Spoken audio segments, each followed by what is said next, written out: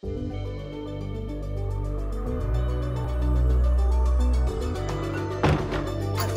journée.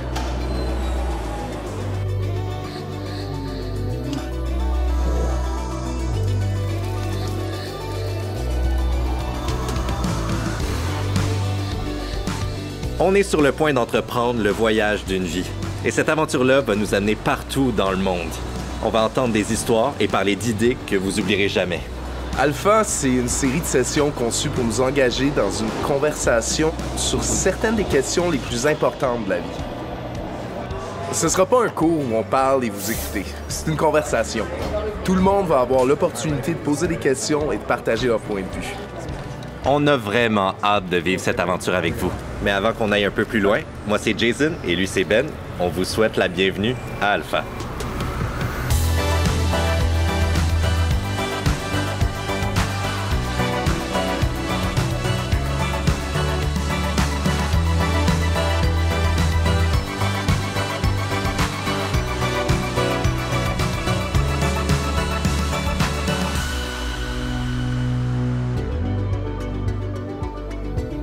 À chaque épisode Alpha, on va aborder un sujet différent.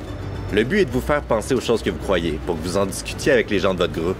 Donc, à chaque épisode, on va avoir 3 petites pauses pour discuter. Il va y avoir une question à laquelle des gens du monde entier ont répondu, puis vous allez avoir la chance d'en discuter entre vous. Nos questions sont un point de départ. Vous dirigerez la conversation où vous voulez. Certaines vont vous faire réfléchir, d'autres sont là pour briser la glace, puis engager une conversation. Par exemple, Ben, si tu avais 24 heures pour faire tout ce que tu veux, qu'est-ce que tu ferais? Parce que moi j'ai des idées.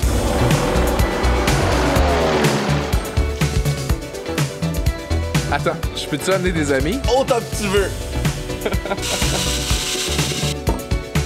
On a un budget illimité? Illimité, genre. Illimité? Je pense pas que c'est une bonne idée, C'est une mauvaise idée? Je fais ça une autre. OK, une autre idée. Je sais pas, je jouerais plutôt avec des tigres. OK, encore mieux. OK. Sauter d'un hélicoptère en motoneige sur une montagne. Ouais. Ouh! Sauter d'une falaise. Parachute. Tout un atterrissage.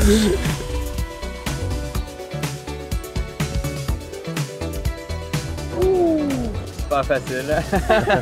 Blow some money on some clothes and then travel. Skydive. Off top, skydive. J'irai voir Loud.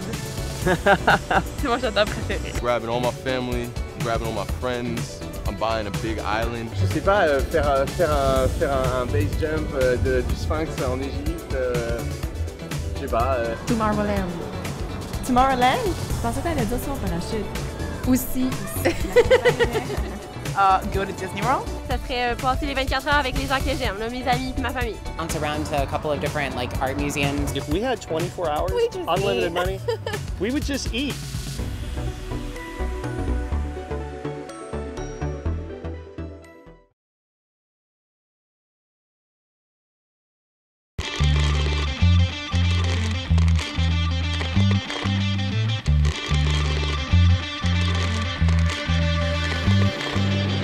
La vie est remplie. Des tas de choses nous arrivent tous les jours. Dans une journée, on se pose tellement de questions différentes. Je mange quoi? Je m'habille comment? Je me tiens avec qui? Des questions plus importantes. Je veux faire quoi plus tard? Qui je vais marier? Je vais habiter où? Des fois, on se pose des questions encore plus importantes. Par exemple, pourquoi je suis là? Quel est mon but? Est-ce que la vie, c'est juste ça? En réalité, c'est qu'il n'y a pas beaucoup d'endroits où on peut aller pour explorer ces grandes questions-là. Donc, dans Alpha, on veut créer un espace propice pour parler de ce genre de questions-là, de manière ouverte et honnête. À chaque épisode, Jason et moi, on va aborder un sujet différent. On va le traiter selon un point de vue chrétien. Je suis conscient que de mentionner le mot chrétien peut soulever des questions. Vous vous dites peut-être, est-ce que je suis seul ici qui croit pas à ces choses-là ou qui est pas chrétien? Ouais, si c'est le cas, vous êtes au bon endroit, genre, parce qu'Alpha est en fait pour ceux qui se considèrent pas nécessairement comme chrétiens. En grandissant, j'étais pas intéressé par l'Église et le christianisme. Je trouvais que c'était juste trop emmerdant. J'imaginais des vieilles personnes chanter des vieilles tunes, lire dans des vieux livres, boire du thé ensemble. J'ai jamais envisagé qu'un jour... thé. Désolé. T'as parlé de thé, ça me fait penser genre au thé vert, glacé, que j'ai goûté il y a pas long, avec un peu de limonade dedans. Ça a l'air délicieux. C'est rafraîchissant, puis tu l'as trouvé ici? c'est un produit local. Quand j'ai commencé à m'intéresser au christianisme, je me demandais si c'était vrai. En fait, s'il y avait vraiment des raisons de croire à tout ça.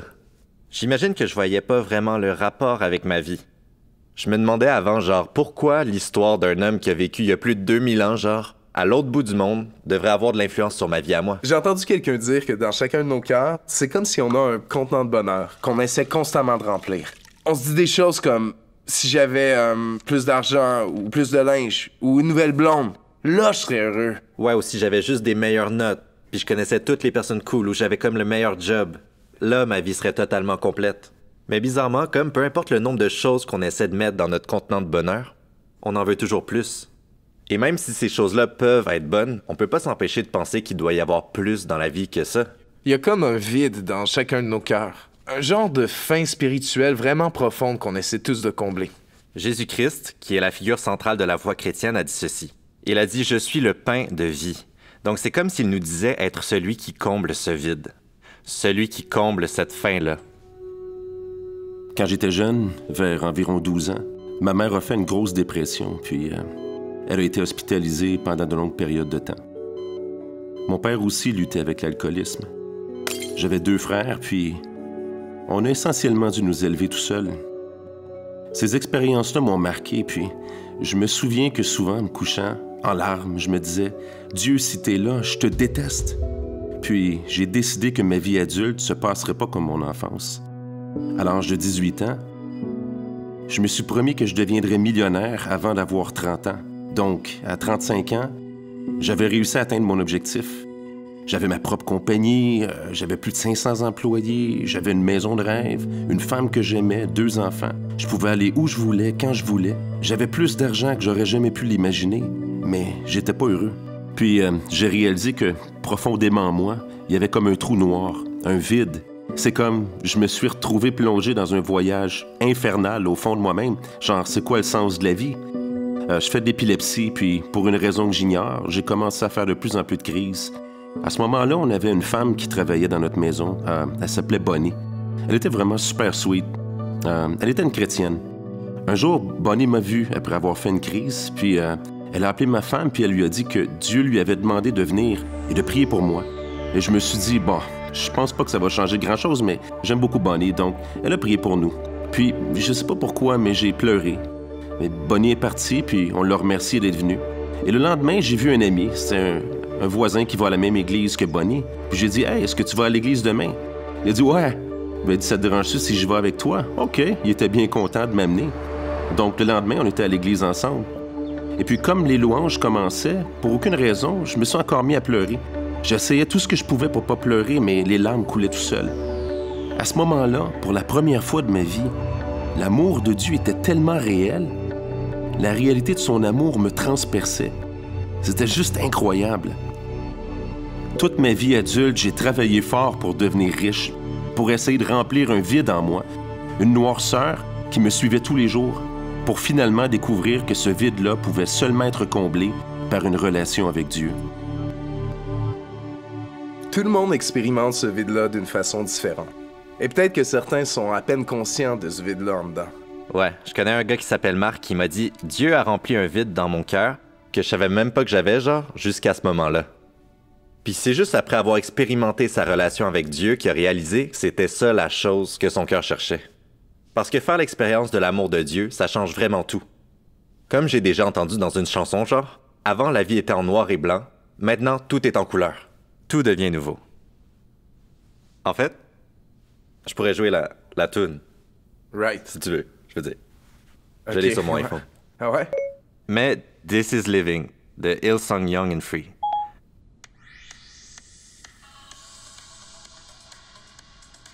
Est-ce que vous pouvez faire en sorte qu'il l'entende aussi?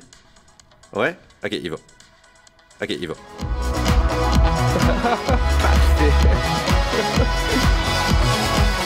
Waking up knowing there's a reason. Coming home to see mom cook some nice delicious African foods. Voir des gens, s'amuser. Prendre un verre une fois de temps en temps.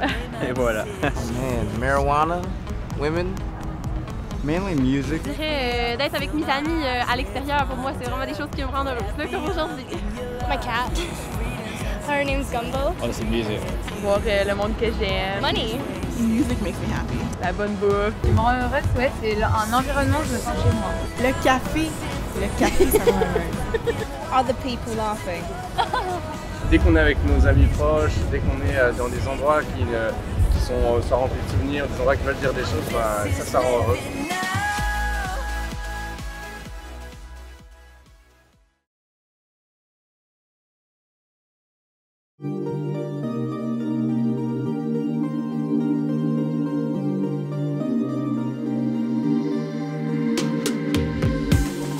Maintenant, certains en passant au christianisme se disent « Tant mieux pour toi si tu crois à ces choses-là, mais c'est pas pour moi. » Si tu y penses comme il faut, en fait, c'est pas une position logique parce que si le christianisme est vrai, ben c'est important pour chacun d'entre nous. Et si c'est pas vrai, ben ça sert à rien pour moi d'y croire. L'auteur C.S. Lewis a dit « Le christianisme, s'il est faux, n'a aucune importance. Et s'il est vrai, est d'une importance infinie. La seule chose qui peut pas être, c'est modérément important. » C.S. Lewis était quelqu'un qui a pris le temps d'examiner les preuves. Et il en a conclu que c'était vrai. Et il n'était pas le seul non plus. En fait, beaucoup des plus grands scientifiques étaient chrétiens. Comme Newton, Kepler, Galilée et Copernic. Des scientifiques des plus respectés le sont encore. C'est le cas de Francis Collins, directeur du projet Génome humain, qui cartographie tout l'ADN humain. Dans la maison où j'ai grandi, la foi n'était pas quelque chose dont on parlait beaucoup. Mon père était professeur de théâtre. Ma mère était dramaturge. Quand je suis allé au collège, des discussions sur la religion ont commencé dans le dortoir. J'étais pas habitué à ça. J'avais aucune raison particulière d'attacher de la valeur à un système de foi, et c'était pas quelque chose que je connaissais ou que j'avais intériorisé du tout. J'ai fini par compléter le curriculum de médecine assis au chevet de patients atteints de maladies. Un après-midi, une de mes patientes, une merveilleuse femme âgée, un peu comme une grand-mère, qui souffrait d'une grave maladie cardiaque. Elle a eu une douleur particulièrement intense alors que j'étais avec elle. Elle l'a traversée. Et à la fin de ça, elle m'a expliqué comment sa foi l'avait aidée dans cette situation-là. Et après avoir terminé sa description plutôt personnelle de sa foi, elle s'est tournée vers moi. J'étais silencieux. Elle m'a regardé avec curiosité et m'a dit « Vous croyez à quoi, docteur? » Et ultimement, j'ai dû admettre honnêtement que sa question m'avait fait réaliser que j'avais trouvé une réponse à l'une des questions les plus importantes que tous les humains doivent se poser. Y a-t-il un Dieu? Et j'étais arrivé là sans jamais avoir considéré les évidences. Et j'étais supposé être un scientifique. S'il y a une chose que les scientifiques disent faire, c'est arriver à des conclusions basées sur les preuves. Puis je m'étais même pas donné la peine de faire ça. Et je pensais que Christ était un mythe autant que l'histoire. Et j'ai réalisé, après avoir lu sur ça, que c'était un personnage historique dont on a des preuves de l'existence, de son existence et de son enseignement, et même de sa résurrection d'entre les morts de façon littérale. Je réalisais pour la première fois que quelqu'un peut venir à croire. Sur une base rationnelle, j'aurais pensé que ce questionnement-là aurait solidifié mon athéisme, qui, à ma grande surprise, a résulté en ma conversion. J'ai déjà entendu du monde dire que la foi et la science s'opposent entre elles. En réalité, la foi et la science se complètent l'une l'autre très bien parce qu'elles répondent les deux à des questions différentes. Elles donnent toutes deux des explications à propos du monde qui sont complémentaires. La science s'intéresse au comment, et elle décrit les lois de l'univers. La foi aide à comprendre des choses comme pourquoi est-ce qu'on existe et c'est quoi le but de la vie. On laisse nos amis Jazzy et Landry vous l'expliquer. OK, donc, j'ai un beau gâteau que je viens de faire et je veux le donner à mon ami Landry. Maintenant, si Landry était un scientifique et qu'il voulait examiner le gâteau, il pourrait vous expliquer pas mal de choses, comme de quoi il a été fait, comment et peut-être même quand il a été fait. Mais il pourrait pas tout vous dire. Il pourrait pas vous dire qui l'a fait et surtout pourquoi il a été fait. Seul le créateur du gâteau peut faire ça. Il y a juste moi qui peux faire ça et dire pourquoi j'ai fait le gâteau. Je l'ai fait pour mon ami Landry parce qu'il tripe sur le gâteau. C'est la même chose pour l'univers. Seul le créateur peut révéler qui a fait ce monde et pourquoi il a été créé. Et dans Alpha, on va explorer ces questions-là de qui et pourquoi. That's That's a, what would I ask God? How many other planets have intelligent life? Je sais pas. Je sais pas. What eternity looks like. C'est quoi son plan? C'est quoi son plan? Ça va donner quoi à la fin? If we have free will, but you know what's going to happen, how does that work? Why did you make life so tough for some people? Est-ce que Jésus, tu l'as vraiment mis sur terre comme c'est vraiment ton fils? Where are you? That's probably what I would ask. What is the meaning of life? Life here on the world, is there something after that? Are you the only one, or are there any more of you out there? Why he created mosquitoes? Why? Why? I mean, why, really?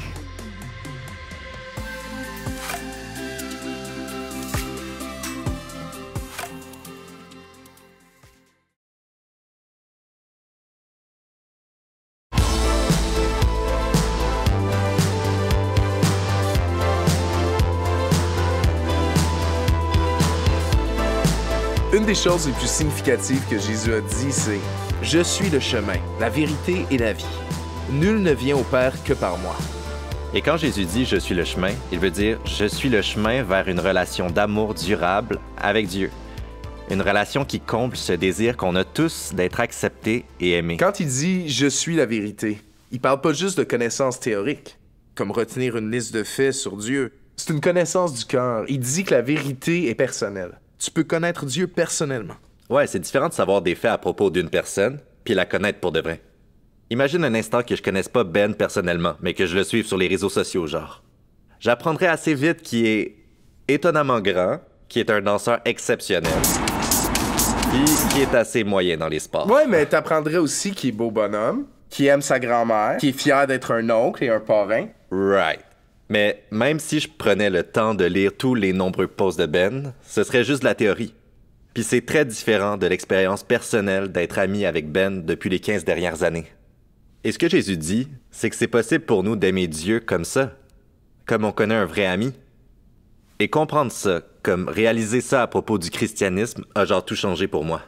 J'ai déjà pensé que le christianisme avait aucun bien à m'apporter, mais là c'est devenu l'inverse. Il n'y a rien qui a eu autant d'importance dans ma vie aujourd'hui que cette relation-là avec Dieu. Enfin, Jésus a dit « Je suis la vie ». Il dit qu'il est le seul qui peut vraiment nous offrir une vie complète. Pas que ça va toujours être facile, mais qu'en lui, on trouve une vie qui a du sens, qui est remplie, une vie sans culpabilité ni honte. On a tous de la culpabilité. Parfois, c'en est de la fausse. Comme une fois, je pensais avoir poqué l'auto de mon frère.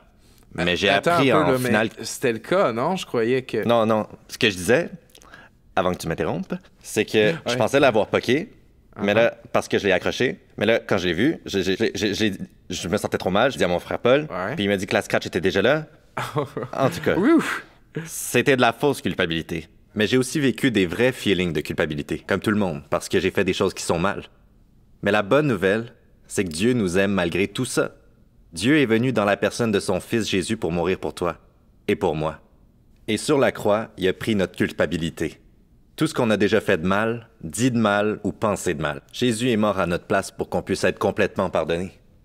Et quand on reçoit ce pardon-là, on expérimente la vie, et la vie dans toute son abondance. Et c'est exactement ce que veut Jésus pour toi et pour moi. La vie dans toute sa plénitude. La vie dans ce qu'elle a de meilleur. Je sais pas ce qui vous a conduit à Alpha, mais on veut que vous sachiez qu'Alpha est une place où vous pouvez être vous-même. Aucune question est trop complexe ni trop simple. Vous pouvez dire ce que vous pensez et remettre les choses en question. Aujourd'hui, Alpha est présent dans des villes du monde entier, en plus de 60 langues et dans plus de 150 pays. Des millions de personnes se rencontrent entre amis pour explorer les grandes questions sur la vie, la foi et Dieu. Et on veut t'inviter à te joindre à nous. Si vous vivez jusqu'à 70 ans, vous allez passer votre vie de cette façon-là.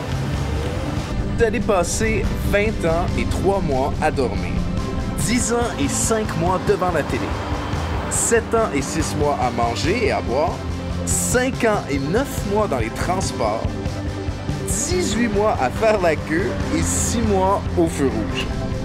C'est inquiétant de penser que certains vont passer plus de temps à un feu rouge qu'à parler de sujets importants comme la vie et la foi. Il vous reste approximativement 570 000 heures à vivre. On veut vous inviter à en passer moins de 24 avec nous à Alpha.